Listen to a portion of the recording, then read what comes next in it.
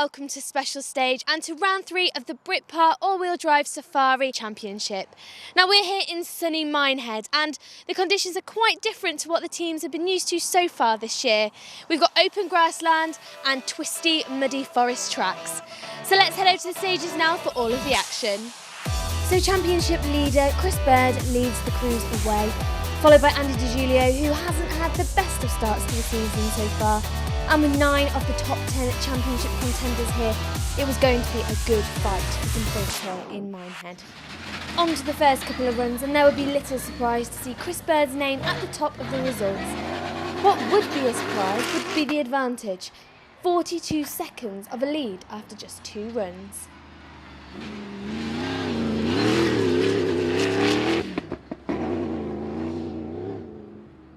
One of the main reasons for that lead would be the very early loss of Andy DiGiulio.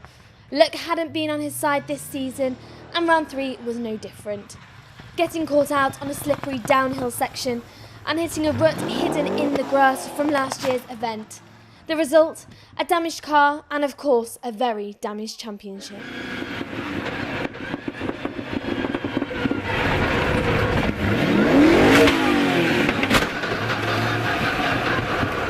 Andy, things aren't really going your way this season, are they? Nah. No, because, got no words for it really. Yeah, gutted probably is the best one. But yeah, that's motor racing. What can you do?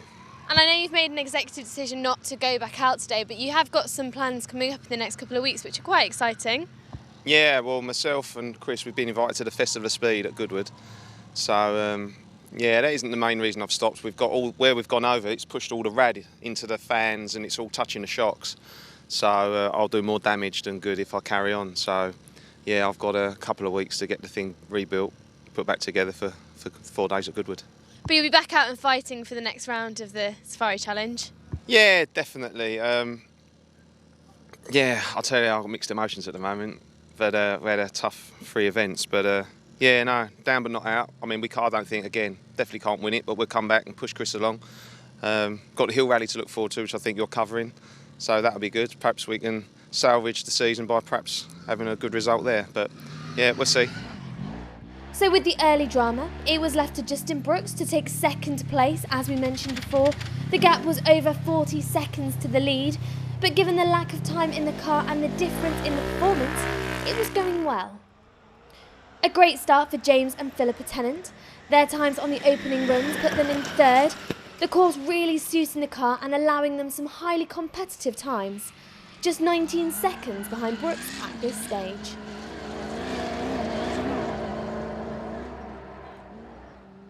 Bruce Tigwell comes into round 3, 3rd in the championship standings, after some good performances in the opening rounds, and this weekend was starting in much the same way. 4th place for now and 3rd in the 8i class. And for Tim Tennant, it would be a further 30 seconds back to their class and overall rivals ahead. 5th place for now and looking to add to the good results from last time out and move up the championship standings.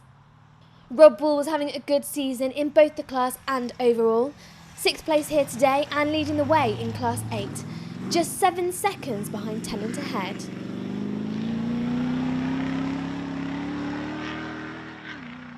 The start here at round 3 reflected the season so far for Tom Rimmel. 7th place to start the day, and of course leading the way in the 7i class, and just 9 seconds back from Bull.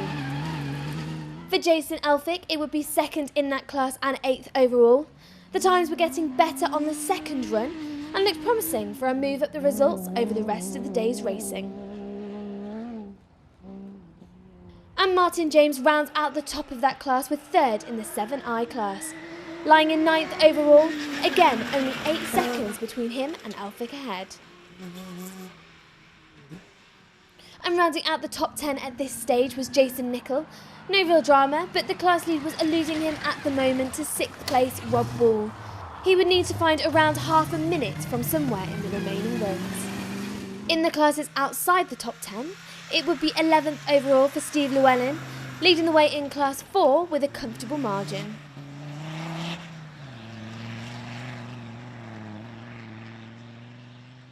Andy Kent rounds out the top of Class 8, but the gap to second place Jason Nicol was around 2 minutes, lying in 12th overall at this stage.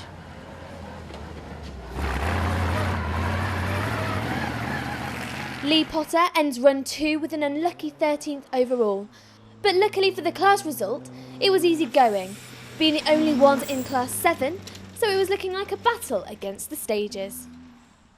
And it was just a further 20 seconds back to Richard Mitchell, 14th overall and second in Class 4, a few minutes behind the class leader though.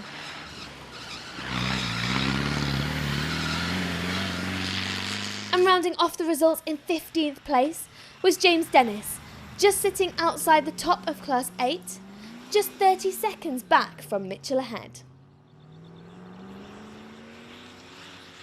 Sadly, as well as De Giulio, we would also lose a few more people this morning. The first of which being Rod Parker, managing a clean first run, only to go out on run 2. And we would lose Oliver Arnold, who doesn't manage a full clean run this morning.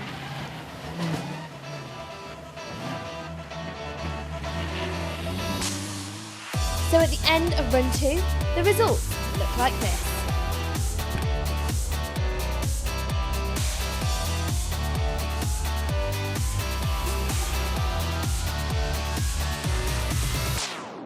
You've had a pretty good start to the day. How are you finding it? It's real tight and technical. The weather's lovely, which is pleasant, and it's just real tight and technical, and it's a shame with Andy, that's the other thing. How does it differ being here to what it's like for some of the other rounds in Wales?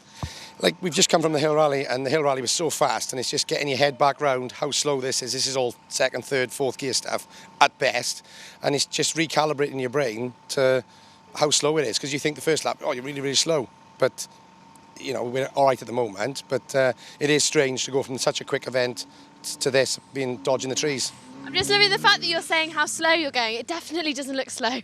It doesn't feel slow in the car, but it doesn't now because your brain's recalibrated, but it does, after being such a high-speed event on the hill rally, and Ebervale was very quick, and Walters, to come here then and be dodging the trees in second gear, then it is, you need to reprogram your brain a little.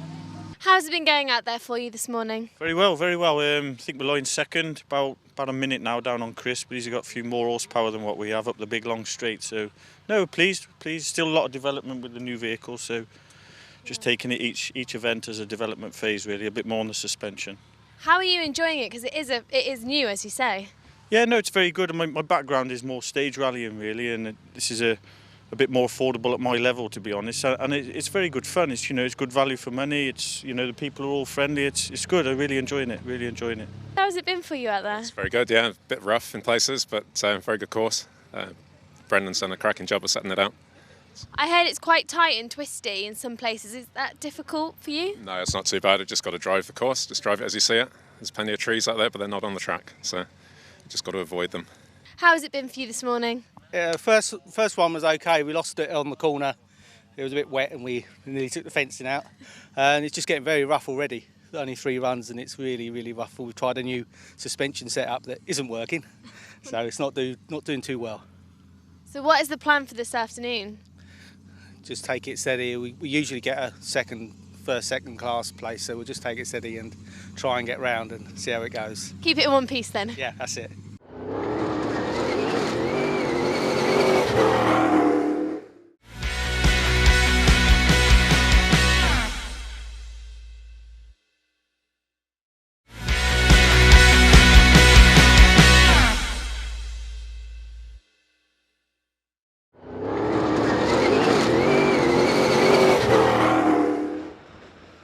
On to the next couple of runs, and there wouldn't be any change to the lead.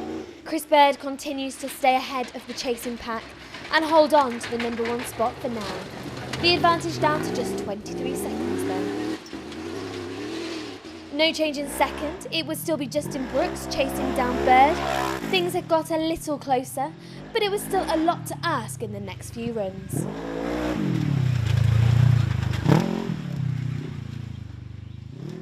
Bruce Tigwell makes a move the right way up the results to third now, and with a good advantage in that place. Second in the 8i class behind the leader.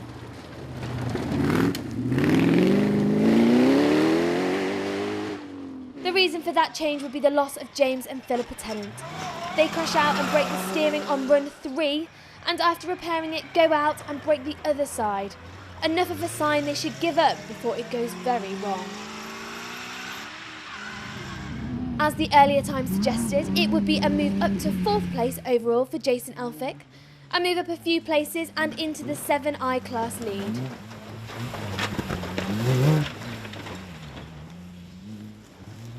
No change for Tim Tennant, remaining in 5th place. No change while others around were moving. The times were looking consistent and he was only 8 seconds behind Elphick at this stage.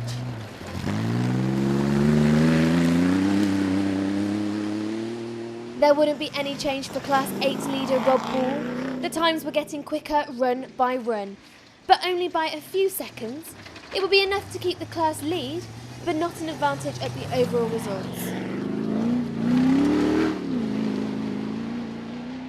Martin James gains a couple of places in these runs, moving up to take 7th place now, and also moving into 2nd place of the 7i class. The reason for this would be the move down to 3rd in the class for Tom Rimmel. The times were just a little too slow to keep hold of the earlier class lead, around 20 seconds a run off the pace of James ahead. No change in the class for Jason Nicol, maintaining the 2nd in Class 8 that he started with, but moving up a place overall after the loss of Tennant. For now it will be 9th, and with just 5 seconds to Rimmel in front. And of course a move up the results for many more too, as Steve Llewellyn moves up to round out the top 10 now, and of course still leads the way in Class 4. No change for Andy Kent, still 3rd in Class 8, and looking like he would finish there. No way of advancing on the times, but he would sit and wait to see what happens in the final runs. Lee Potter continues as the only Class 7 runner. The win was his if he could finish, but with the big gap ahead there certainly wasn't any places to be gained overall. There was still a threat from behind though, with James Dennis 45 seconds back in 13th overall. Not exactly bumper to bumper, but it certainly wasn't over just yet. And the bottom of the results would be the fight for the rest of Class 4. With 10th place Steve Llewellyn in that top spot, it would be Richard Mitchell taking 2nd. And for Tony Rooney, it would be 3rd in the class. A run 1 maximum wasn't helping matters, but at least he was still going. So at the end of run 5, the results change a little and the top of the leaderboard looks like this.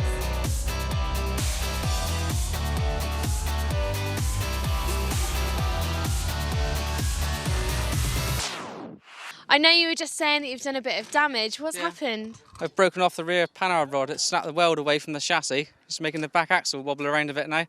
So I might be out of action for the rest of the day now, I think. Were you having a good day until that point? Yeah, it was. Yeah, it's annoying. I think I was top of my class again, and that's the end of that now. Oh no! Yeah, have you been enjoying the circuit and everything? Yeah, it's been very good. A lot faster than normal. Yeah, it's been made a good job of setting it out and grading it this time. So it's good. Are you going to try and get it fixed? I might go over and see if I can borrow someone's welder and have a go. Yeah, see how I get on. Good luck. We'll let you get on with that. Okay, thank you. So we've just got a couple more stages to go. How's your day been? So far it's been all right. We've had a couple of issues with the starter motor, which got a bit lazy, so we had to change that. But it's still in one piece, and down here that's the objective. Keep it in one piece and go home in one piece. Have you enjoyed the stage? Yeah, it's been a good stage. A bit tight in the woods, but I mean we've got plenty of torque down low because we're running on diesel, so it's all right for us. Will you be pushing on for the rest of the day? Oh yeah, I should be finished. Well, providing I keep it in one piece, I should finish. So we're almost at the end of the day. How's it gone for you? Very well, thank you. New car, so we're learning it at the moment, but yeah, we seem to be getting on all right. I think I saw you'd caught someone up in one of the stages just a bit earlier. Yeah, we did, yeah. We just followed him through the finish line, so we're getting more confident and getting faster, so yeah, we're winning. Are you going to do the full season? Hopefully, yeah. Yeah, this is a shakedown for the car today. Make sure last event was a bit of a disaster at Walters Arena, so we're going to see what the car does this time with new suspension. If it's all good, then we get it home and check it, we'll carry on. Yeah, so in theory, yes. This weekend would also see the Safari Light crews out for their second round, and it would be a 4th place finish for Adrian Beer at the end of the day's 6 runs. A run 3 maximum ruining his chances of a better result. For Andy Chapman, it would be 3rd. Consistent times throughout the day helping secure that place.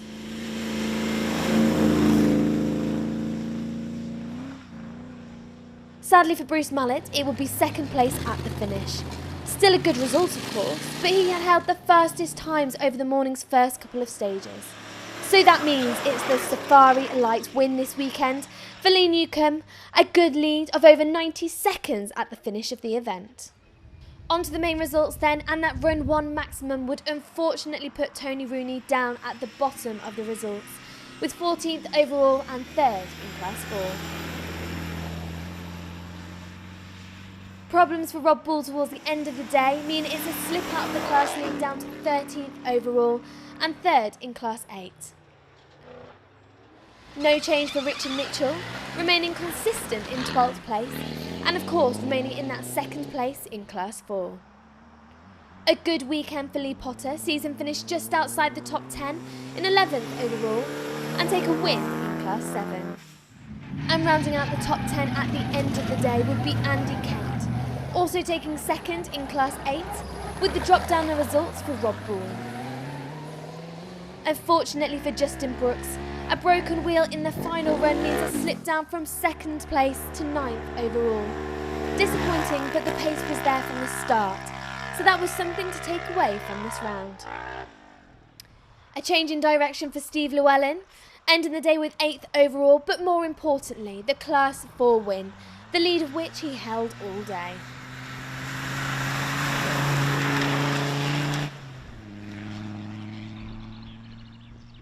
Just a single place gain for Tom Rimmel, stepping up to 7th place overall and maintaining that 3rd place in the 7i class. For Jason Nicol, it would be a good few runs to end the day, that mean he manages to take 6th place overall and the Class 8 win, helped of course with the loss of Rob Bull from the class's lead. Jason Elphick records a great 5th place finish. It would be a little disappointing after being up in 4th, but still a fantastic result here at round 3. But for Martin James, it would be a move up the result and into 4th. A good finish that also sees him taking the 7i class win as well.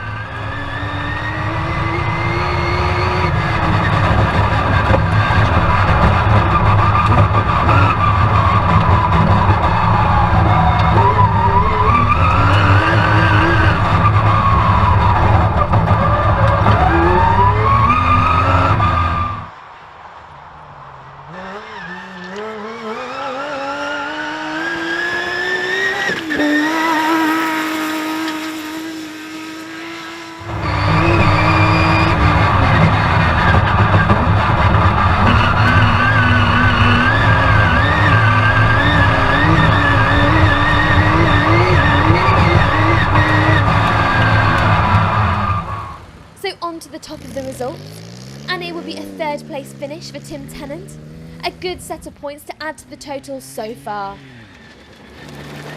Bruce Tigwell has another good run to take 2nd here at round 3, and with it moves up to 2nd in the championship standings.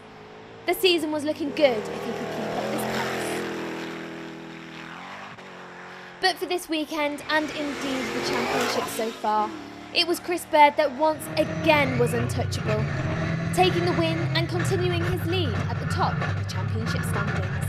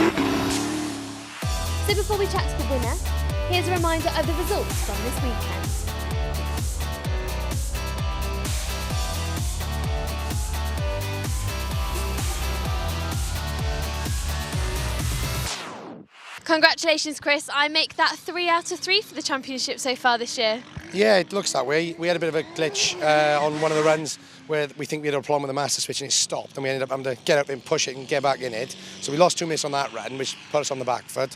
So we put a couple of good times in then on the next run and the run after, and we seem to be doing all right. But I think Justin, he hasn't come in, so I don't know whether the curse of Minehead has caught him out and pulled the wheel off. I hope not, because we like to give you a little bit of competition. I hope so as well, because he's driven so well all day in the little Polaris, and like I say, for him to lose it on the last lap would be thoroughly depressing, truthfully. So are you looking forward to the next few rounds? Do you think you're going to be able to maintain this winning streak? Yeah, I would have hoped so. Like I say, Andy hasn't had any. The only luck Andy's had this year is bad. So he's got to do some good luck at some point. So and he always goes well at Ilfracombe. So that hopefully he'll be definitely back up and running. But hopefully he'll have a better run at Ilfracombe, and we can have a good old ding dong. Congratulations, you've had a pretty good day. Not too bad in the end. We've broken a few suspension joints, but we think we've got our class win. So we'll wait and see now. That seems to be the way with these events. You don't ever seem to quite manage to go away with a full working car. No, it's not too bad, but it was getting very, very rough, and there's a stream that opens up. So it was a dry track. It ended up lots of water in the end. So we had a good day, and we really enjoyed it today. Any massively scary moments, or has it all been quite calm? Oh, no scary. Just we come off into the trees, but it was only small trees at the time. So we were just lucky, a small tree. Yeah, got away with it. Congratulations. Cheers, thank you. Congratulations, you've not had the easiest of days. When we came over earlier, you were all underneath the car. Yeah, I had a drive shaft go, and lucky enough all my friends came together and helped us get it back out there. So yeah, so otherwise not too bad. A bit slow on the first lap, but kept it together, and it's come all right actually. So. Have you enjoyed the day as a whole? I know something like that can be really stressful, but apart from that?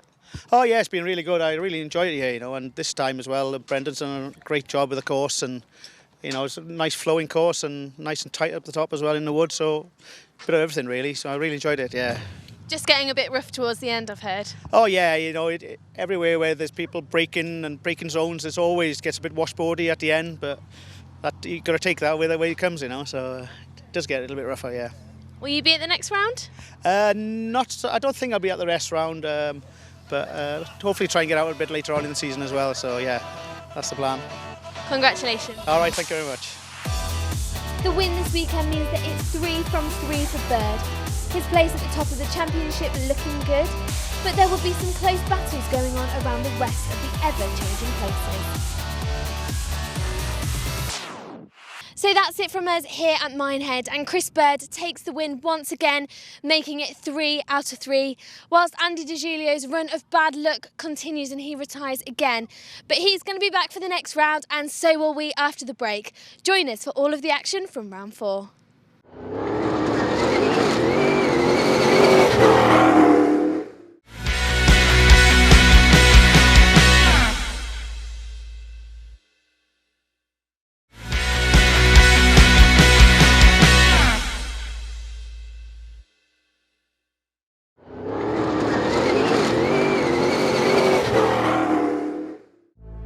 There would be a 9-week break in the championship between rounds 3 and 4, but that didn't mean there was nothing for the crews to do, with the all-wheel drive club putting on their own hill rally. Much the same as the regular AWDC events, but with more of a rally feel and a much longer weekend, and it would be a good test for the crews in the break between the championship rounds. The event attracted regular championship contenders, as well as a number of others, including the Defender Challenge, whose entrance certainly mixed it with the rest of the stages.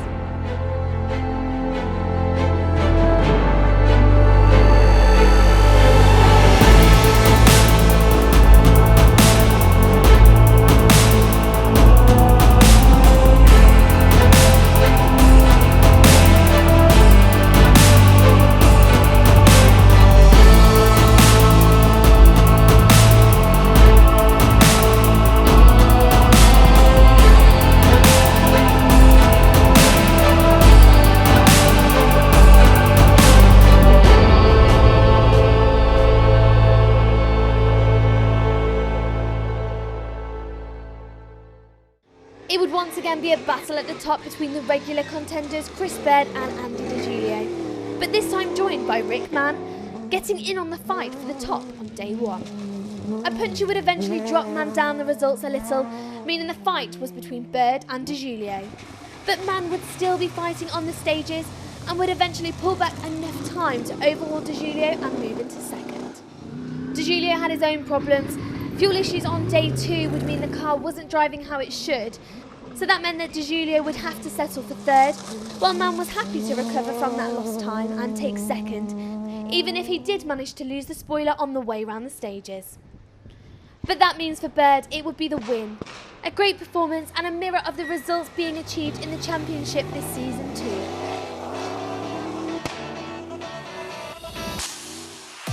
If you missed coverage of the Hill Rally, then you can catch up with it on our YouTube page. But for now, it's back to the action with round 4 of the championship.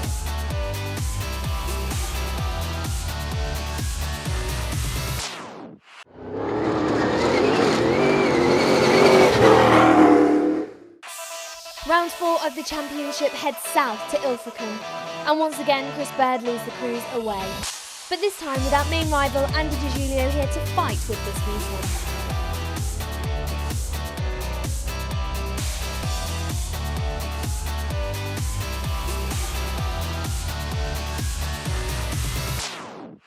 On to the first couple of runs, and it would be the lead for Chris Bird. And after run 3, it would already be a good one, over a minute's advantage in that place.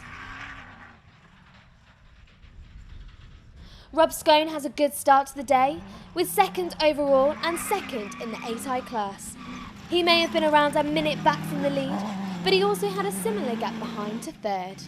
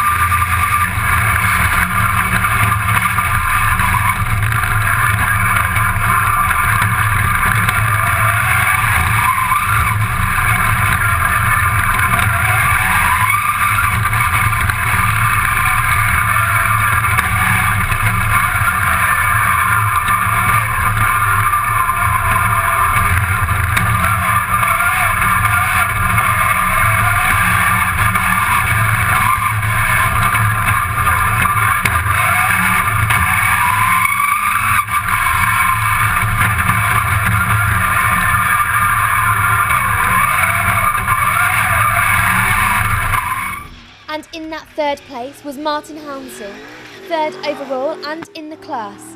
And the time's not far off Scone ahead, but he was going to have to look for a bit more pace in the rest of the day's stages.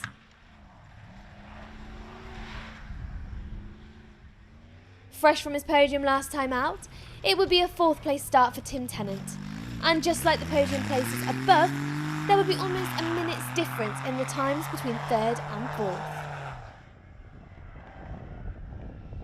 Ian Parry was having a good start to the day, 5th overall and leading the way in Class 8. And the class lead was a significant one. A good start too for Tom Rimmel, taking the 7i class lead at this stage and lying in 6th overall, maintaining that would now be the task for the rest of the day.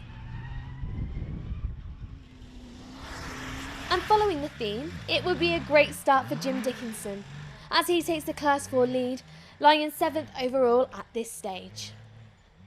It wouldn't be the best of starts for Jason Elphick. Times on the first run were a little slower than he would have wanted, but they were getting better. 8th overall now and 2nd in the 7i class.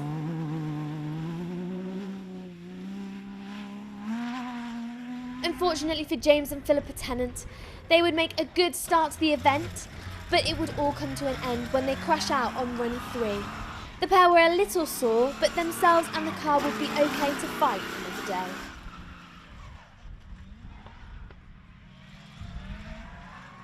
Rounding out the top 10 at the end of run 3 was Richard Caddy, 2nd in Class 8 at this stage, and the times improving by over a minute each run out. In some of the classes outside the top 10, it would be second in Class 4 at this stage for Steve Llewellyn, just outside the top 10 in 11th overall.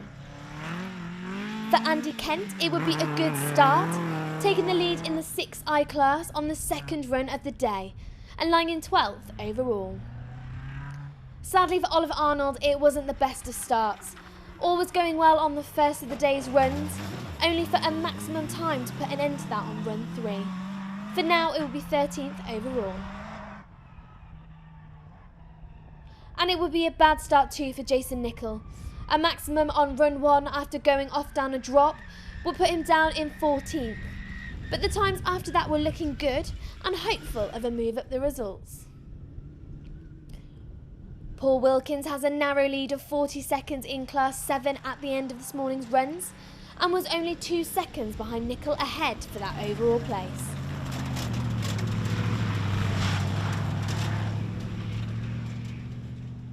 And second in that class was Lee Potter. 40 seconds behind the class leader wasn't too much to make up in the rest of the day's stages, as long as he could increase the pace just a little.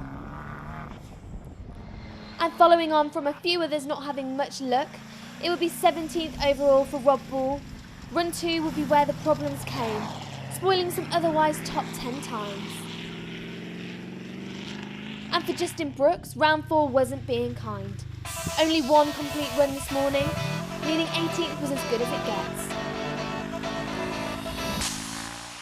So with 3 runs complete, it's the lead for Chris Bird, and the top of the results separating by some significant margins already.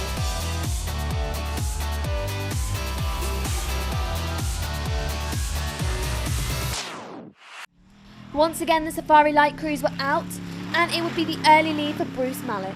Things were quite close with just 19 seconds of a lead.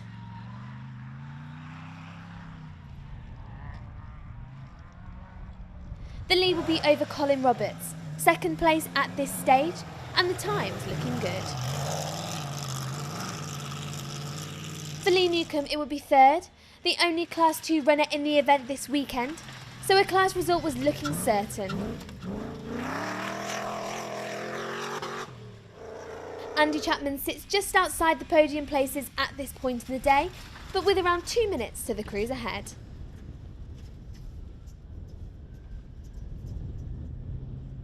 There wouldn't be much luck for Adrian Beer, 2 maximum times putting him down in 5th place, obviously not helped by the fire coming from the back of the car.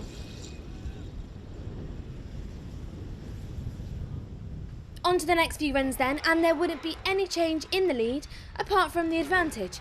Chris Bird continues to lead the way, and the advantage now over 3 minutes.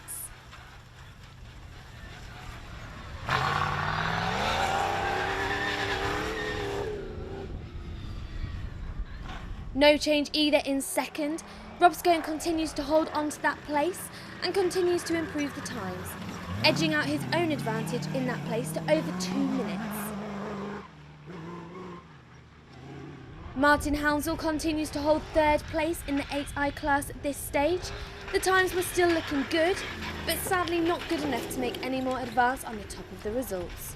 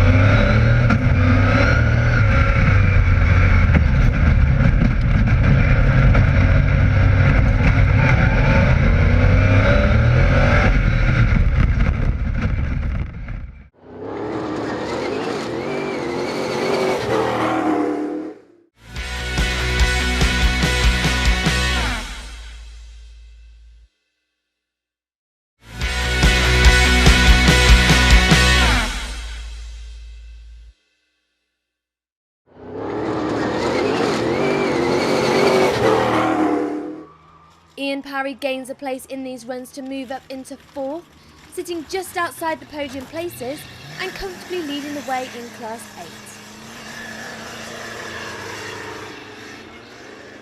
8. Unfortunately, that move means a drop down a place for Tim Tennant, 5th place overall for now and remaining 4th in the 8i class. Tom Rimmel remains consistent in the overall results at this stage, remaining 6th, and of course no change to the class either as he maintains the 7i class lead. Oliver Arnold manages to work his way back up the results after the previous loop wasn't so kind. He moves up to 7th overall and 5th in the 8i class.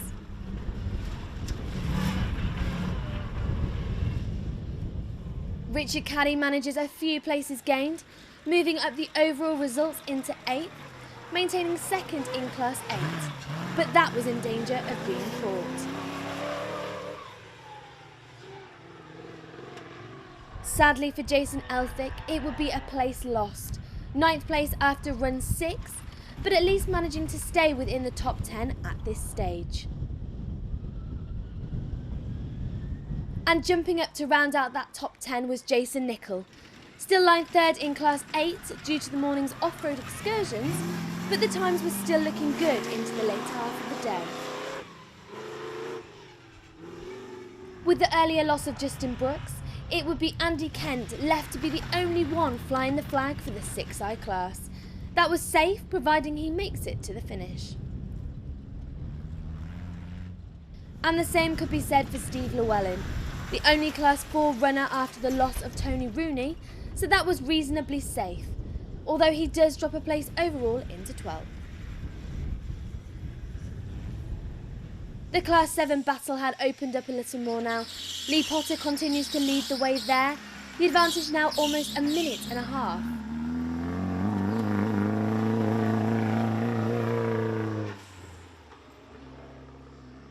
And of course it would still be the advantage over Paul Wilkins, 2nd in that class battle and 14th overall.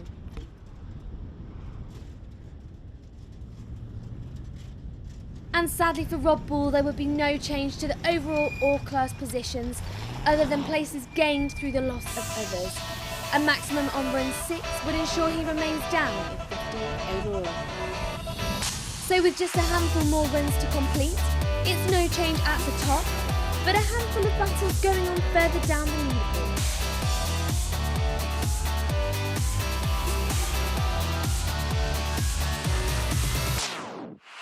On to the final part of the day then, and in the Safari Light Championship, it would be Adrian Beer who comes out with 4th, the maximum times earlier in the day sealing that result.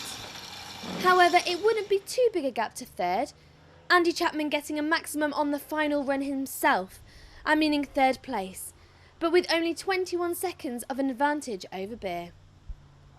For Lee Newcomb, it will be 2nd.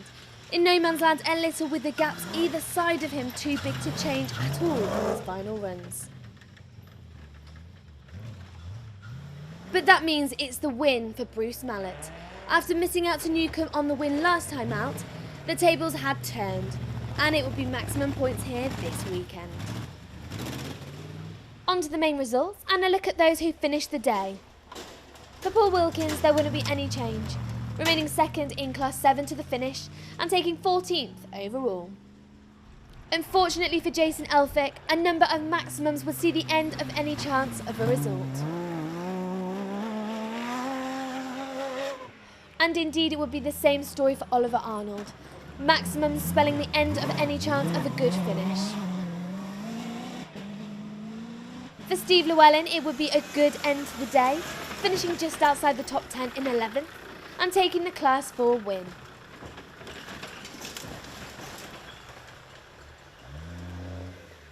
Andy Kent moves up to round out the top 10 and of course taking the 6i class win here at round 4. And for Lee Potter, it would be the Class 7 win. Some good times in the later half of the day, moving him up to 9th place too.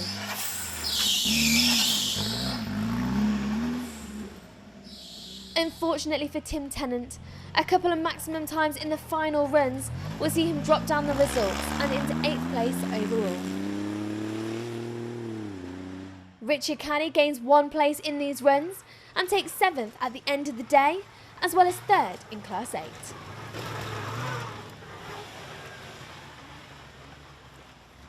For Jason Nicol, the fight back from Run 1 disaster went as well as could be expected, taking 6th overall at the end of the event and managing 2nd in Class 8 in the process. Sadly, a bad end to the day means that Martin Hounsell drops down the overall results a little and ends the event with 5th, but still keeping that 3rd in class position safe.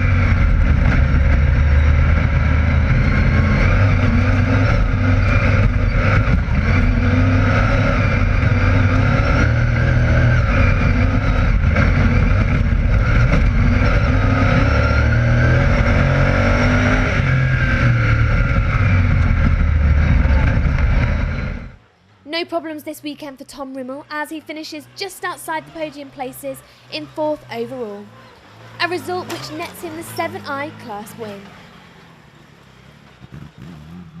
On to those podium places, and unfortunately last minute problems for Rob Scone means he loses his 2nd place that he held all morning, thankfully only dropping 1 place to take 3rd. But that means it's a fantastic result for Ian Parry, climbing the way up the leaderboard to take 2nd overall and the Class 8 win.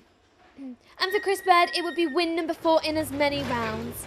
There seemed to be no stopping him, and with Andy DiGiulio not coming to the rest of the season due to upgrades on the car, would there be anyone who could challenge Bird for the win?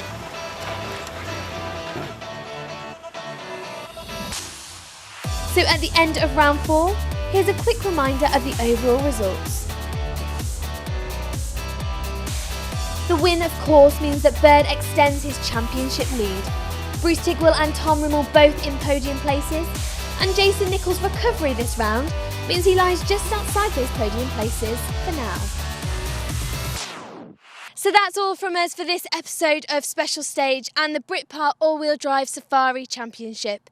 Join us next time for all of the action from rounds 5 and 6.